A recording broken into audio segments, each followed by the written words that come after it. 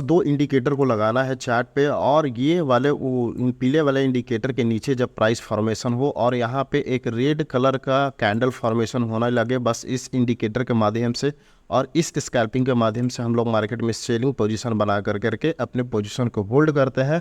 तो पूरी वीडियो को देखने के लिए आप वीडियो पे बने रहे, बहुत ही ज़बरदस्त वीडियो होने वाला है।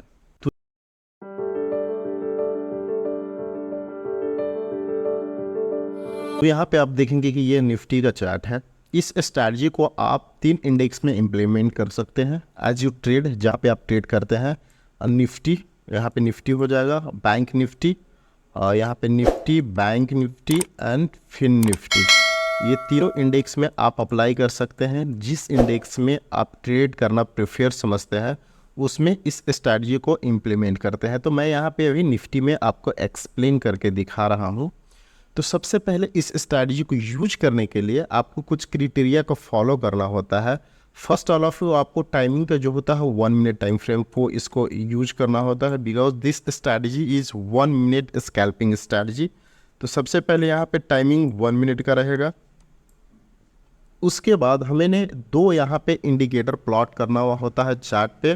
तो सबसे पहले चार्ट पे इंडिकेटर प्लॉट करने के लिए now we go to indicator section. हम लोग को इंडिकेटर सेक्शन में जाना होगा और यहाँ पे जस्ट हमें टाइप करना होगा EMA, एक्सपोनेंशियल मूविंग एवरेज को टाइप करके यहाँ पे सेलेक्ट करना होगा। When exponential moving average plot on the chart, तो now go to setting of EMA। अब हम लोग को EMA के सेटिंग में जाना होगा और इसकी सेटिंग को चेंज करना होगा। तो हमें इनपुट सेक्शन में जा करके जस्ट यहाँ पे डिफ़ॉल्ट 9 लेंथ होता है, उसको यहाँ पे 200 करना होता है। अगर if you want to change the colour of moving average, तो यहाँ पे भी आप इस मूविंग एवरेज के कलर को चेंज कर सकते हैं। और मैं यहाँ पे थोड़ा सा थिकनेस को चेंज कर देता हूँ ताकि अट्रैक्टिव लगे। तो यहाँ पे देखेंगे कि now you can see EMA plot on the chart. हम लोग को EMA चार्ट पे प्लॉट हो गया है। एक और इंडिकेटर होता है इस स्ट्रैटेजी के माध्यम से जिसको साथ में कॉम्बिनेशन करके ट्रेड किया जाता है, तो उसको भी हम लोग चार्ट पे प्लॉट करेंगे। तो फिर उसके लिए हम लोग now we go to indicator section और जस्ट यहाँ पे हमें टाइप करना होता है स्मूथ हाइकन AC कैंडल।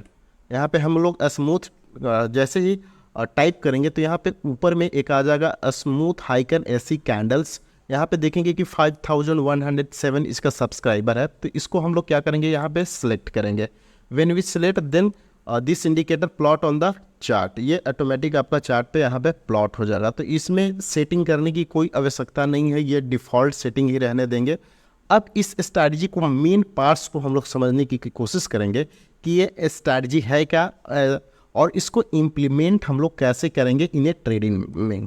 तो यहाँ पे देखेंगे कि अभी फ़िलहाल जो मार्केट यहाँ पे करंटली रनिंग जो ट्रेड कर रही है 19,168 रुपये पे यहाँ पे मार्केट यहाँ पे ट्रेड कर रहा है। ट्रेड करने के बाद यहाँ पे आप देखेंगे कि इसमें एंट्री कैसे लेना है, उन चीज़ों को हमें यहाँ पे समझना होगा। टाइम 1 मिनट, इसमें रिस्क रिवार्ड सारी चीज़ों को हम लोग आगे बात करेंगे। तो इसमें हमें एंट्री कम बनाना होता है। हमें इसमें मोस्ट ऑफ द टाइम क्या होता है, इस स्ट्रैटेजी में हमें रेस्ट करना होता है, यानी कि मार्केट में सेटअप बनने का इंतज़ार करना होता है।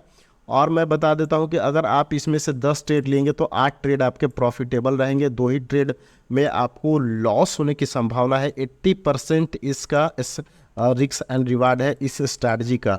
तो कैसे, मैं आपको यहाँ पे लाइव अभी मार्केट में एक्सप्लेन करके आपको दिखा रहा हूँ।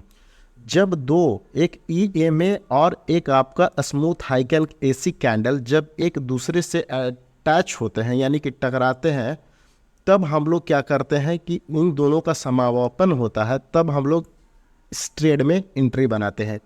तो यहाँ पे आप देखेंगे कि इसका क्राइटेरिया क्या है कि जब यहाँ पे देखेंगे कि आप पीला वाला EMA है और यहाँ पे जो देखेंगे ये आपका Heikin AC, smooth Heikin AC candle formation हो रहा है।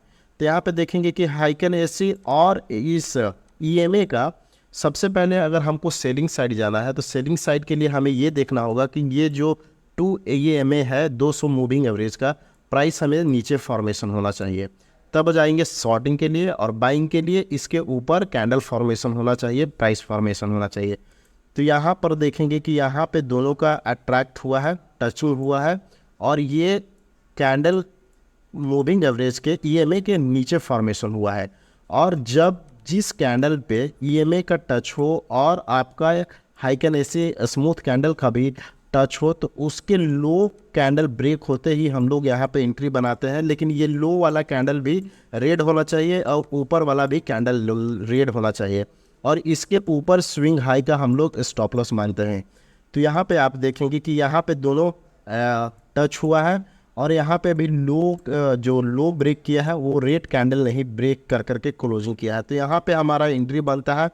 अब इसका प्रीवियस स्विंग हाई का यहाँ पे स्टॉप लॉस बनता है इस कैंडल पे, और इस कैंडल का जब तक नीचे ही कैंडल फॉर्मेशन होते रहेगा तब तक हम इस कैंडल को होल्ड करने वाले हैं।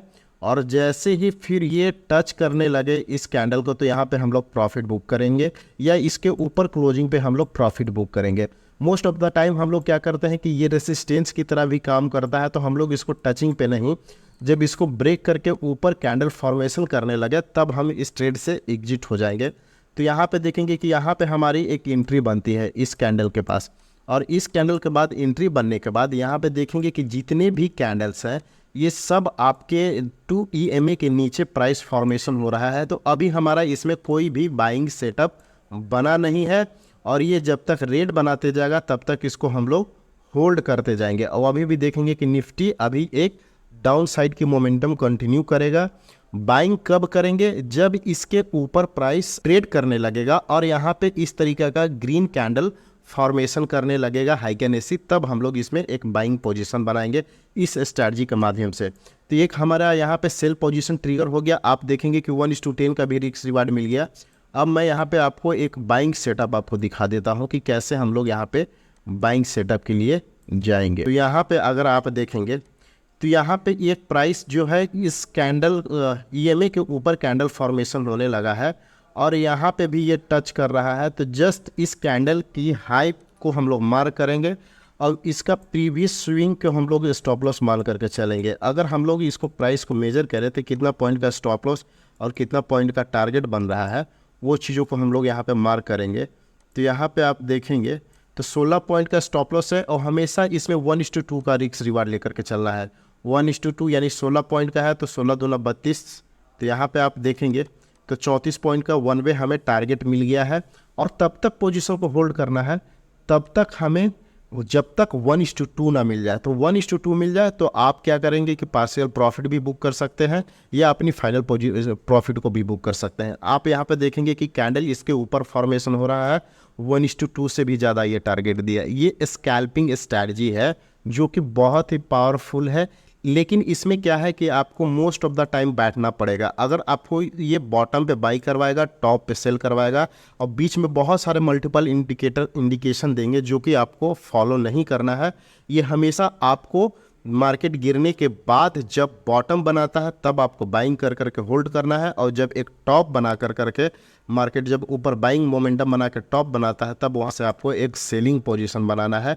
और इसकी ब्रीफली वे में PDF में सारे सेटिंग को मैंने एक्सप्लेन कर दिया है कि और कैसे इसमें हम बेहतर तरीके से ट्रेड बना सकते हैं।